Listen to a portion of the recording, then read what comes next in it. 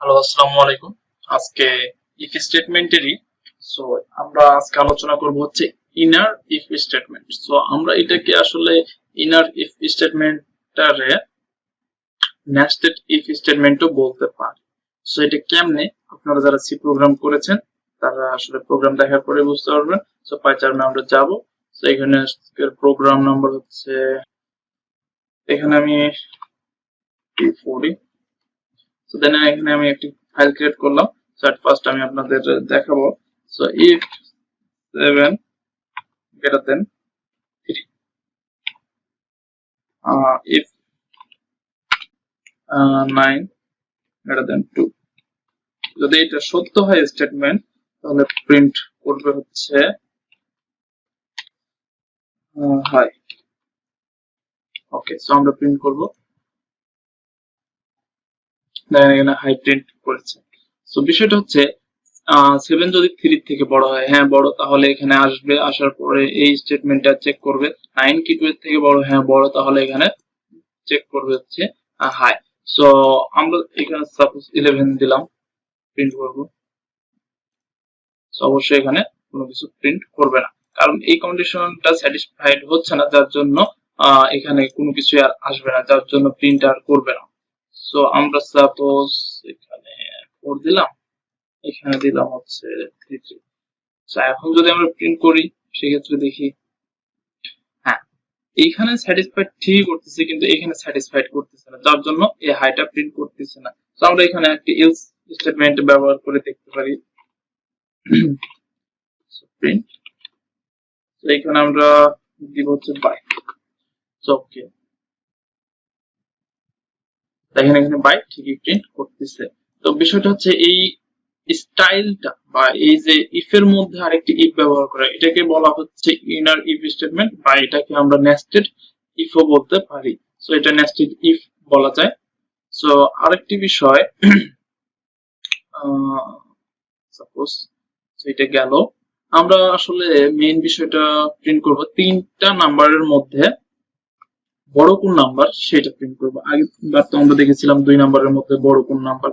So আসেন number আমি a b দিয়ে ধরি। সো a10, ওকে, b20, c হচ্ছে সাপোজ 30। সেই নাম্বার তিনটার মধ্যে অবশ্যই বড় 30, বাট আমরা এটা প্রোগ্রামের মাধ্যমে, পাইথনের মাধ্যমে বাহির করব কিভাবে। ইফ a যদি b এর থেকে বড় হয় তাহলে নিচে আসবে।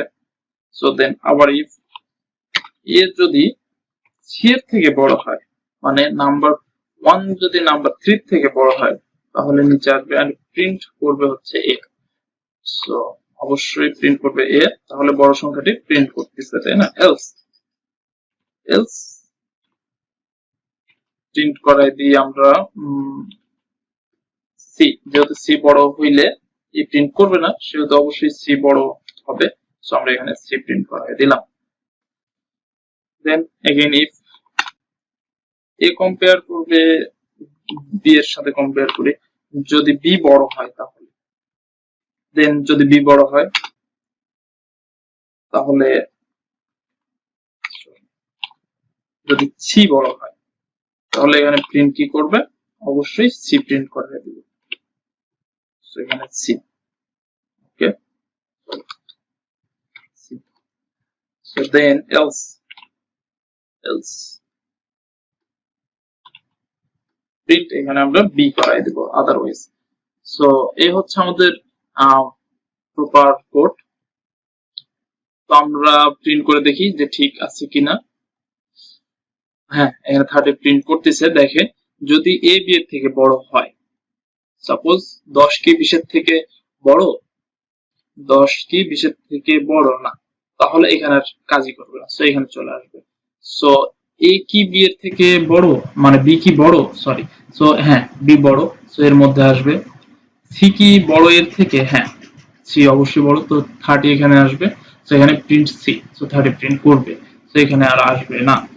সো এই হচ্ছে প্রসিডিওর, কিভাবে আমরা মানে পাই টু পাই ইনার লুপের মধ্যে আমরা ঢুকতে পারি সেটা বিষয় আমি বলে দিলাম।